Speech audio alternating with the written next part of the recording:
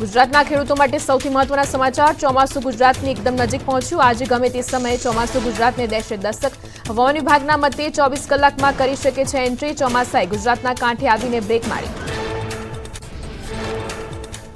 ચોમાસું નજીક આવતા દક્ષિણ ગુજરાતમાં અસર આજ દક્ષિણ ગુજરાત પૂર્વ ગુજરાતમાં વરસાદની આગાહી આ વખતે વહેલું બેસી શકવાના એંધાણ જો આજે ચોમાસું ગુજરાતમાં એન્ટ્રી કરે તો છેલ્લા 10 વર્ષમાં ત્રીજું સૌથી વહેલું ચોમાસું બની શકે ગુજરાતમાં 16 જૂન સુધી વરસાદની આગાહી દક્ષિણ ગુજરાતમાં હળવાથી મધ્યમ વરસાદની આગાહી સાબરકાંઠા અરવલ્લી પંચમહાલમાં પણ વરસાદની આગાહી 12 જૂને નર્મદા સુરત ડાંગ નવસારી વલસાડ તાપી અમરેલી ભાવનગર દમણ અને દાદરાનગર હવેલી માટે આગાહી છેલ્લા 24 કલાકમાં 26 તાલુકામાં વરસાદ નોંધાયો સૌથી વધુ મહીસાગરના સંતરામપુરમાં વરસાદ નોંધાયો 24 કલાકમાં સંતરામપુરમાં 1.6 ઇંચ વરસાદ તો મોરવા હડફમાં 1 ઇંચ વરસાદ નોંધાયો અંબાલાલ પટેલની મોટી આગાહી ક્યાંક છાંટા તો ક્યાંક પવન સાથે મધ્યમ વરસાદની આગાહી 2.5 ઇંચ વરસાદ થવાની શક્યતા 21 જૂન બાદ નિરંતર ચોમાસું બેસશે રાજ્યના 14 જિલ્લામાં ભારે પવનની સંભાવના 30 થી 40 કિલોમીટરની ઝડપનો ફૂંકાઈ શકે પવન કેટલાક વિસ્તારોમાં ગાજવીજ સાથે પડી શકે ધોધમાર વરસાદ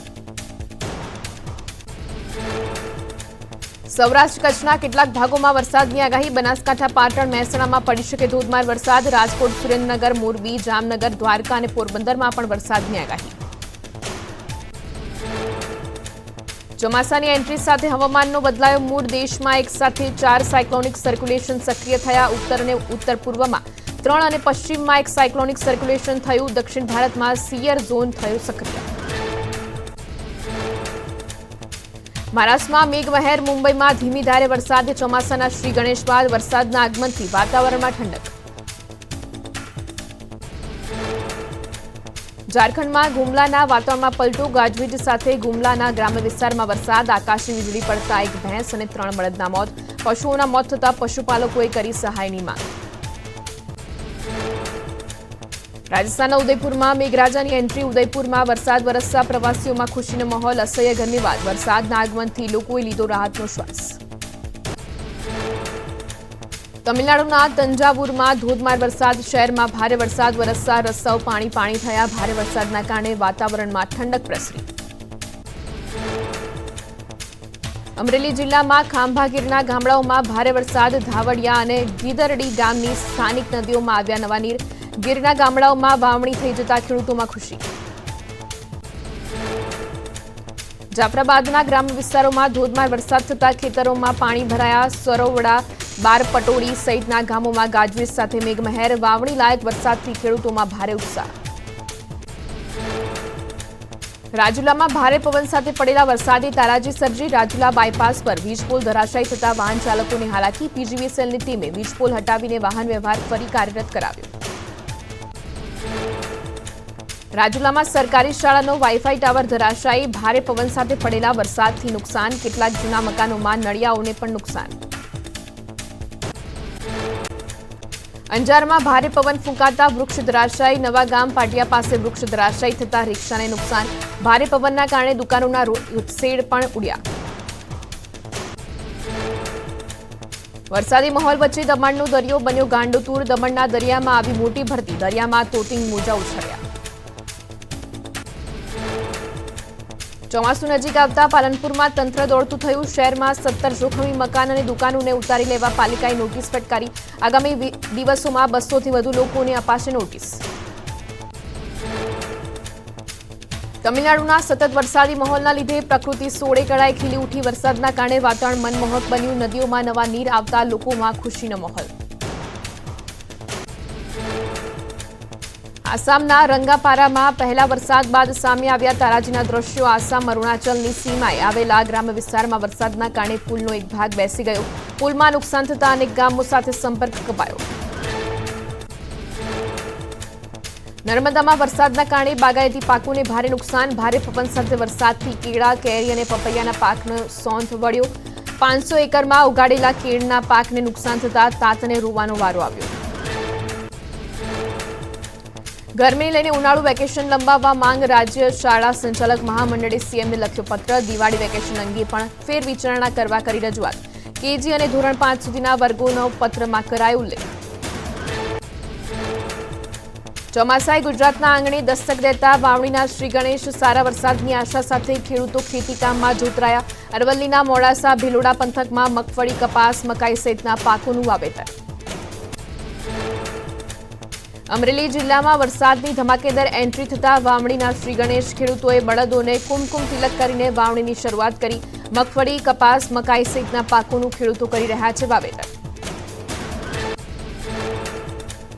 ગાંધીનગરમાં ટેકાના ભાવ મુદ્દે મળી બેઠક. કૃષિમંત્રી રાઘવજી પટેલે કહ્યું, ખેડૂતોની આવક વધે તે માટે પીએમ મોદી ચિંતિત. રાજ્ય સરકાર ટેકાના ભાવ માટે કરશે ભલામણ.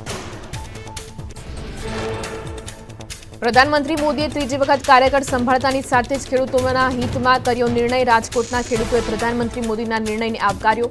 ચોમાસાની શરૂઆતમાં હપ્તો રિલીઝ કરાતા બિયારણ, ખાતર, દવાઓ માટે ખેડૂતોને મળી રહેશે નાણાં. ભાવ પંચના ખેડૂત પ્રતિનિધિ તરીકે હિતેન્દ્ર પટેલની નિયુક્તિ. પીએમ કિસાન નિધિ મુદ્દે ખેડૂત પ્રતિનિધિએ આપી પ્રતિક્રિયા. કહ્યું, કૃષિ ઉત્પાદનના સારા ભાવ માટે રજૂઆત કરીશું. નર્મદા કેનાલ સમારકામ માટે બંધ થતા ખેડૂતો ચિંતિત. ખેડૂતોએ 60,000 હેક્ટરમાં કર્યું છે વાવેતર. આગોતરું વાવેતર નિષ્ફળ ન જાય તે માટે કેનાલમાં પાણી છોડવા ખેડૂતોની માંગ. પાણી નહીં છોડાય તો આંદોલનની ચીમકી. વલસાડના ઉમરગામમાં ખેતરમાં રખડતા પશુઓનો આતંક. પશુઓ પાકમાં નુકસાન કરતા હોવાની ખેડૂતોની રાવ. પશુઓ નુકસાન કરતા હોવાથી ખેડૂતોને હાલાકી. કરોલી રાજસ્થાનમાં NH-23 હાઈવે પર વિશાળકાય વૃક્ષ ધરાશાયી થયું. વૃક્ષ નીચે એક ટેમ્પો અને ગાડી ફસાયા. હાઈવે પર વાહન વ્યવહાર ખોરવાયો. મોડી રાત્રે બનેલી ઘટનાને લીધે મોટી દુર્ઘટના ટળી. વારાણસીમાં ગરમીનો કહેર યથાવત. કાળઝાળ ગરમીથી લોકો ત્રસ્ત બન્યા. મ્યુનિસિપલ કોર્પોરેશન દ્વારા જાહેર માર્ગો પર પાણીના ફુવારાની કરાઈ વ્યવસ્થા.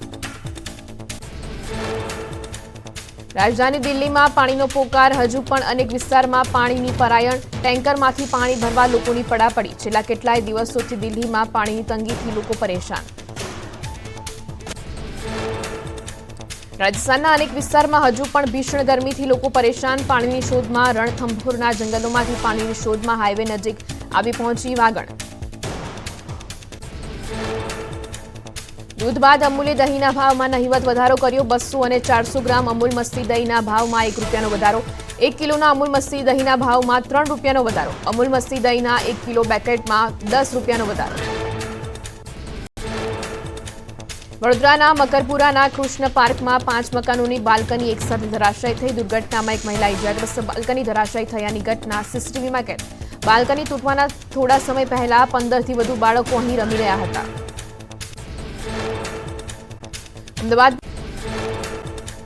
અમદાવાદમાં બીજી મેડિકલ કોલેજમાં કોન્સર્ટથી દર્દીઓ થયા પરેશાન. સાયલેન્ટ ઝોનમાં યોજાયો હતો શંકર મહાદેવનનો કોન્સર્ટ. ઘોંઘાટને કારણે દર્દીઓને પડી હાલાકી. સાયલેન્ટ ઝોનમાં કરાયું હતું કોન્સર્ટનું આયોજન. આટકાંડ બાદ રાજ્યનું શિક્ષણ વિભાગ સતર્ક. શાળા ખુલ્યા પહેલા જ સ્કૂલ વાન અને શાળા અંગે બનાવાયા નિયમો. સ્કૂલ વાનમાં વિદ્યાર્થીઓને બેસાડવાની સંખ્યા નક્કી કરાઈ. વાહનમાં ફિટનેસ અંગે શાળા સંચાલકોએ ચકાસણી કરવી ફરજિયાત. 2000 કરોડની જમીનનો ઓર્ડર કરનાર વલસાડના collector Ayush Oak suspend. Surat collector પદે બદલીના આગલા દિવસે કર્યો હતો જમીન કેસમાં ઓર્ડર. તપાસ કમિટીને ઘટનામાં સંબંધિતોના નિવેદન મેળવી એક જ દિવસમાં રિપોર્ટ સબમિટ કરવા આદેશ કરાયો. તપાસ કમિટી આજે બપોર સુધીમાં રિપોર્ટ તૈયાર કરશે. સંભવત જવાબદાર ડોક્ટરો સામે આજે શિક્ષાત્મક પગલાં લેવાઈ શકે. તપાસ કમિટી સંબંધિતોના નિવેદનો મેળવશે. એક જ દિવસમાં રિપોર્ટ સબમિટ કરવા આદેશ. સુરતમાં ડુમસની કરોડોની જમીન કૌભાંડ મામલે તપાસની માંગ. કોંગ્રેસ નેતા દર્શન નાયકે કલેક્ટર જમીન કૌભાંડ મામલે તપાસની માંગ કરી. સમગ્ર મામલે એસીબી દ્વારા તપાસ થવી જોઈએ. દર્શન નાયકે કહ્યું, જમીન સાથે સંકળાયેલા લોકોની તપાસ થવી જોઈએ. કલેક્ટરની મિલકતની પણ તપાસ કરવા માંગ કરી. 10,000 હેક્ટર જમીન પર ગેરકાયદે દબાણ હોવાની કરી વાત. અરવલ્લીના નેત્રોડિયામાં 2 મકાનમાં લાગી આગ. એક મકાનમાં લાગેલી આગ વિકરાળ બનતા અન્ય મકાન પણ આગની ઝપેટમાં. ફાયર વિભાગે ભારે જહેમત બાદ આગ પર મેળવ્યો કાબુ. મહારાષ્ટ્રના ભિવંડીમાં ડાયપર બનાવતી ફેક્ટરીમાં આગ ભભૂકી. આગે વિકરાળ રૂપ ધારણ કરતા અફરાતફરીનો માહોલ સર્જાયો. આગ લાગ્યાની જાણ થતા ફાયર વિભાગની ટીમ સ્થળ પર દોડી આવી હતી. એક વેપારી પાસે 13,000 રોકડા પડાવ્યા. પોલીસે સુરમનાથ મદારીની કરી ધરપકડ. મદારીનું કામ બંધ થઈ જતા ઠગાઈ શરૂ કરી હોવાની કબૂલાત.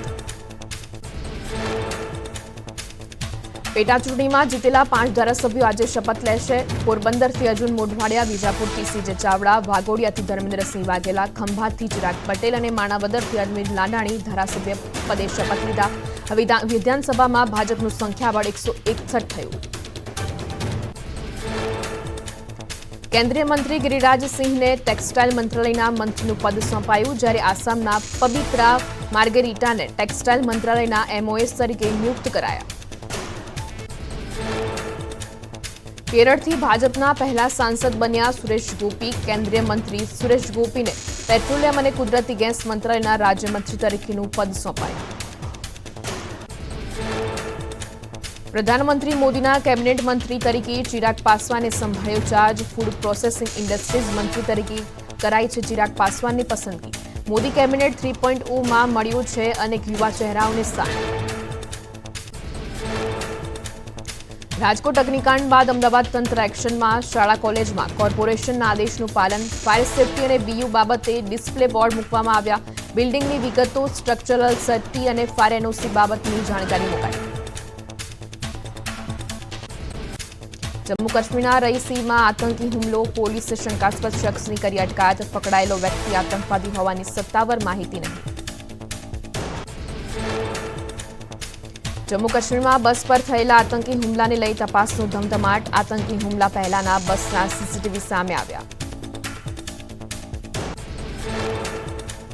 જમ્મુ કાશ્મીરના રિયાસીમાં થયેલા આતંકી હુમલાથી લોકોમાં રોષ. રિયાસીમાં સ્થાનિકે કર્યો વિરોધ. પાકિસ્તાનના વિરોધમાં સ્થાનિકોએ લગાવ્યા નારા.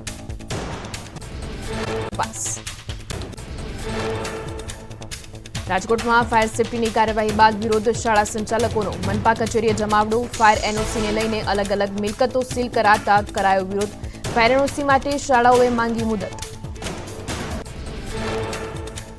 છત્તીસગઢના બાલોદા બજાર જિલ્લામાં ધમાસણ જેતખામની તોડફોડ મામલે પ્રદર્શનકારીઓએ તાલુકા કાર્યાલયમાં આગ લગાવી. કચેરીમાં રાખેલા કેટલાક વાહનોમાં પણ કરી આગચંપી.